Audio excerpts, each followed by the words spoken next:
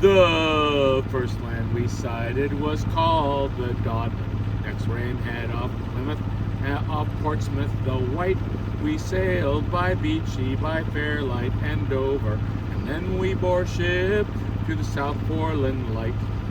Oh, we'll rant and we'll roar like true British sailors. We'll rant and we'll roar all on the salt sea until we strike soundings in the channel of Old England. Ushant to Scilly is 35 leagues. Then the signal was made for the great fleet to anchor, and all in the Downs that night for to lie. Let go your shank painter, let go your cat stopper. All up on blue garnets, let tacks and sheets fly.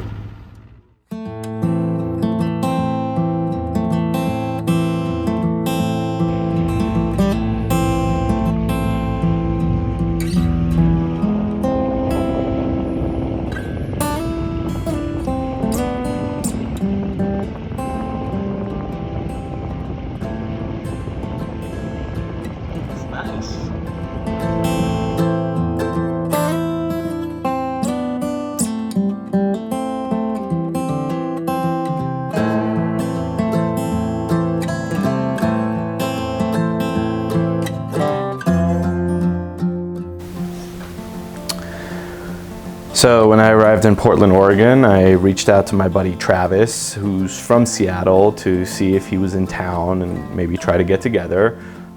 He then proceeded to invite me to come sailing with him and his friend Captain Jim.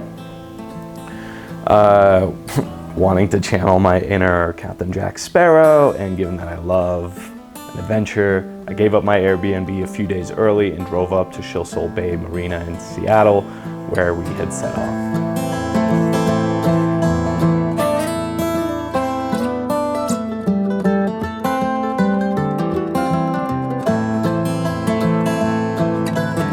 Our sleeping arrangements were pretty sweet. The captain slept inside, and while there was room for Travis and I as well, we opted for the open air. So what we did was we took the cockpit and turned it into a sleeping area with cushions, sleeping bags, blankets, and then a tarp, just in case there was morning dew, so our sleeping bags wouldn't get damp. And honestly, aside from a few noisy crows and seals, I slept great. The fresh air was wonderful. It never got too cold, but we were also super bundled up, so if it did get cold, we didn't really notice it.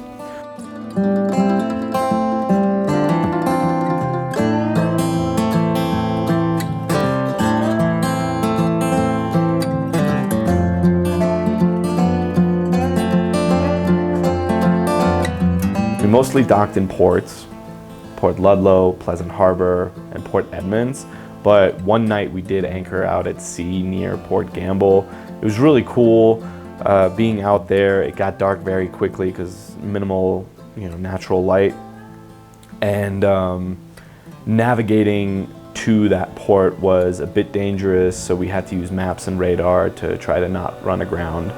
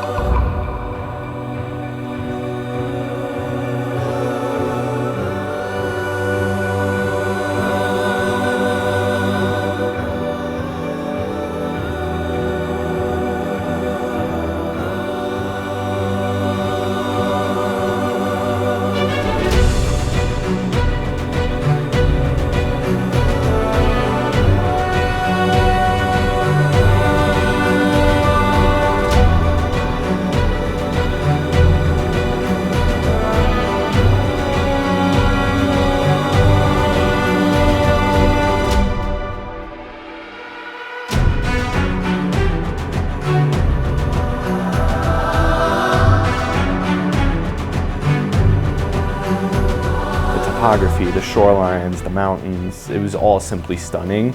Visibility wasn't the best because of the fires that were happening, but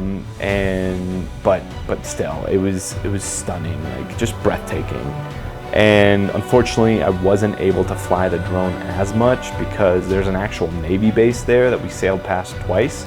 And we saw 2 Ohio-class Trident missile submarines, which was pretty badass. I tried to get a photo, but it didn't come out well. Sorry.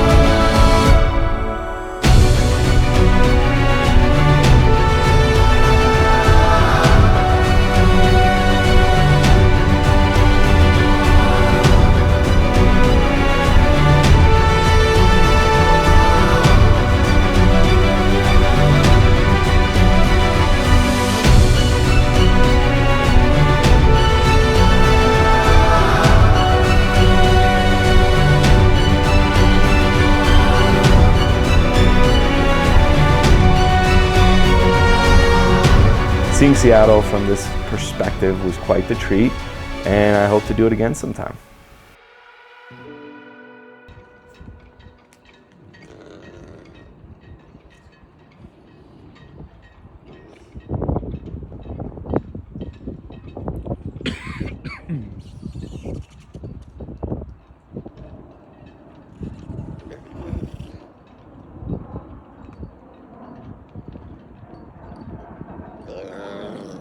All right, I'll back up.